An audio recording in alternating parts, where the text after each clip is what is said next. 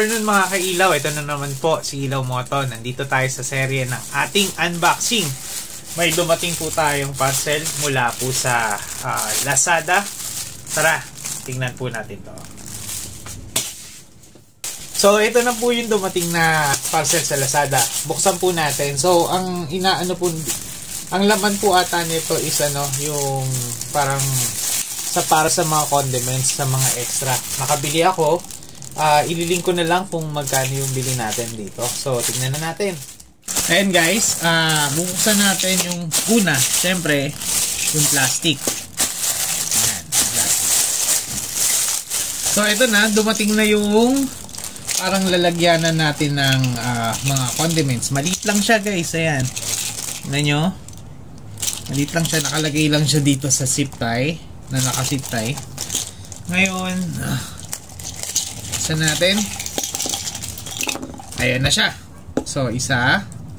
Bili natin ay 4 para sa condiments. Pwede dito ilagay asin, paminta. Pero may lagay na tayo ng paminta. At kung ano-ano pa. Ayan. So, ayan na siya. 4. Tingnan natin kung gaano siya kalaki. Guys, ito na. Yung sukat ng bote na to na maliit is 6 cm. Bali 6 cm siya. Yan. Nakikita nyo, 6 cm. Yan. Yung bilog naman niya, kung mapapansin nyo, is 8 cm. Yan, 8 cm. So, ito siya. Ganyan. Yung takip niya, yan. Takip niya tag dito.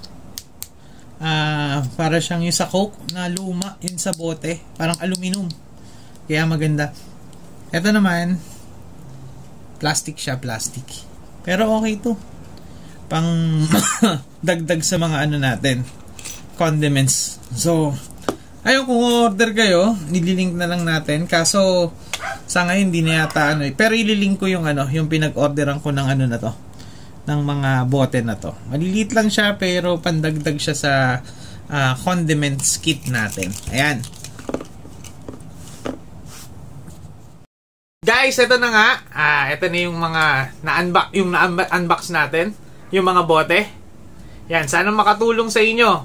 So, ililink ko na lang dito down below. Check nyo na lang yung link and kung o-order kayo. Tapos, maraming salamat mga kailaw. Hanggang dito is nakasubaybay kayo. Wag na wag po kayong magsawang sumuporta sa amin at panoorin ang aming mga video. Kung meron pa po kaming pwedeng i-share sa inyo, i-share po namin. So, hanggang dito na lang ulit mga kailaw. Pero wag niyong kalimutan mag-subscribe at i-hit ang notification bell button kung nagustuhan niyo yung video ito. Maraming salamat mga kailaw. Bye-bye!